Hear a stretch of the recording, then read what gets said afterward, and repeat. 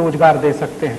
ऐसा ही एक तीसरा छोटा सा निवेदन, हमारे घरों में साबुन आता है, Lux, Lifebuoy, Liril, Rexona, Pears, कैने, पामोलिव, जॉनसन एंड जॉनसन वगैरह वगैरह, ये सब साबुन क्यों खरीदते हैं? एक बार मैंने एक भाई से पूछा कि लक्स से क्यों नहाते हो? कहने लगा माधुरी दीक्षित कहती है। एक दूसरे से पूछा कि तुम क्यों लगाते हो? कि हेमा मालिनी कहती है। तो कभी माधुरी दीक्षित और हेमा मालिनी कुएं में गिरेंगे तो हम भी गिरेंगे? ये बेवकूफी मत करिए। और मैं, शायद आपको मालूम नहीं है कि माधुरी दीक्षित की या हेमा मालिनी या कोई भी फिल्मी हीरोइन लक्स से नहीं नहाती, साबुन से नहीं नहाती। तो आप पूछेंगे मुझको कैसे मालूम?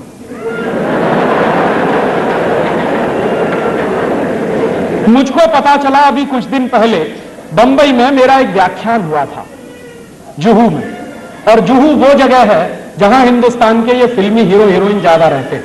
व्याख्यान कैसे हुआ?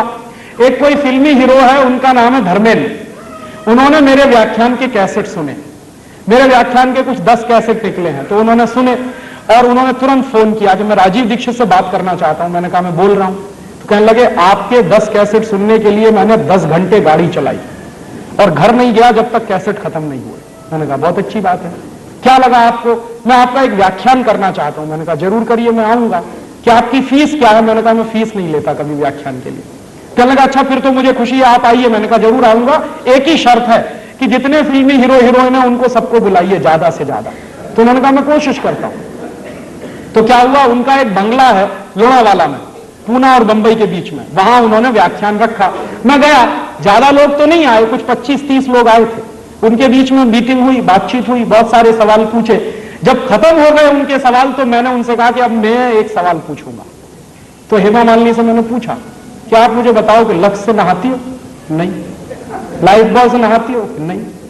कैने से नहाती हो? नहीं। लिरिल से नहाती हो? नहीं। मैंने कहा आप नहाती भी हो? तो कहने लगी नहाती तो रोज हूं। मैंने कहा फिर किससे? तो उन्होंने बताया चने के आटे में मलाई डाल के नहाती हूं, माने बेसन में मलाई डाल के नहाती हूं। तो मैंने कहा अगर आप बेसन में मलाई डाल के नहाती है तो ये बात पूरे देश को क्यों नहीं बताती? कहने लगी डर लगता। मैंने कहा क्या डर लगता? कि अगर हिंदुस्तान की सभी बहनों ने बेसन में मलाई डालकर नहाना शुरू किया तो सब हेमा मालिनी हो जाएंगे। तो मेरी तो कुर्सी खतरे में पड़ जाएगी। तो आप ये जान लीजिए कोई भी फिल्मी हीरोइन साबुन से नहीं नहाती। क्यों? उसका कारण है, जितने साबुन हैं वो बनते हैं कास्टिक सोडा से, और कास्टिक सोडा शरीर की त्वचा के लिए बहुत खराब होता है। और आप ये चाहें तो प्रयोग करिए, साबुन से नहाइए, नहाने के 20 मिनट के बाद जब आपका शरीर सूख जाए तो नाखून से ऐसे लाइन खींचिए, सफेद रंग की लाइन खींचेगी। और आजकल ठंडी का दिन है, साबुन से नहाइए, 10 मिनट बाद आपका पूरा चेहरा सफेद सफेद हो जाए। क्यों? उसमें जो कास्टिक सोडा है वो आपकी शरीर की त्वचा से चिपक जाता है, चाहे जितना पानी डालिए धुलता नहीं। इसलिए साबुन सबसे रद्दी चीज है। तब आप पूछेंगे बेस्ट क्वालिटी क्या है?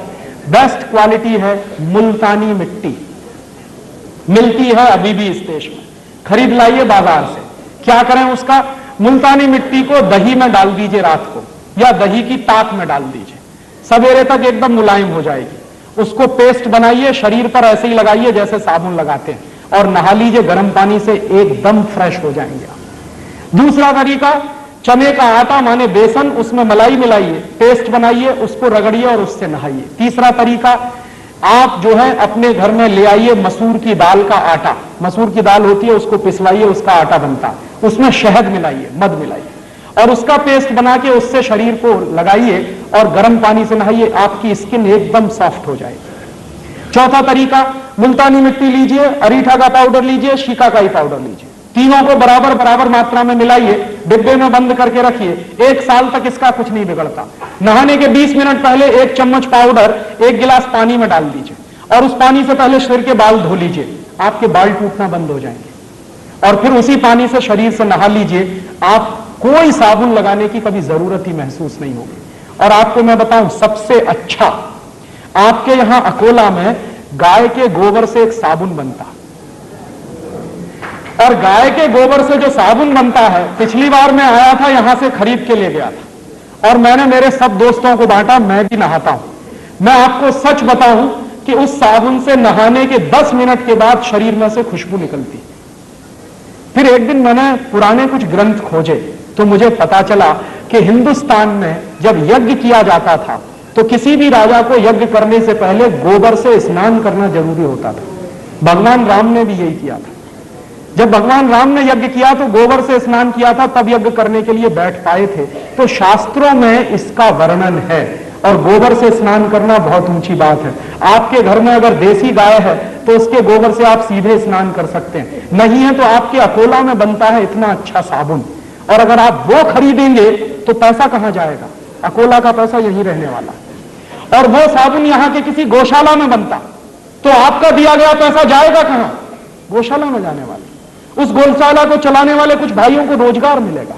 और मेरी तो कल्पना है कि ऐसी गौशालाएं गांव गांव गली गली घर घर में खुल जाए और उनमें से ये गोबर निकलेगा, साबुन भी बनेगा, दूध बनेगा, घी निकलेगा, क्या क्या नहीं होगा। पूरे हिंदुस्तान की अर्थव्यवस्था बदल सकती है। तो आप ये फालतू के साबुन खरीदना बंद करिए। मुल्तानी मिट्टी से नहाइए, अरीठा, शिकाकाई, मुल्तानी मिट्टी के पाउडर से नहाइए, या फिर चने के आटे से नहाइए, या फिर आपके गांव में जो गोरस का गोबर से साबुन बनता है उससे नहाइए। हिंदुस्तान का हर साल हम सैकड़ों करोड़ रुपया बचा सकते हैं। यह मेरा आपसे एक छोटा सा निवेदन है। और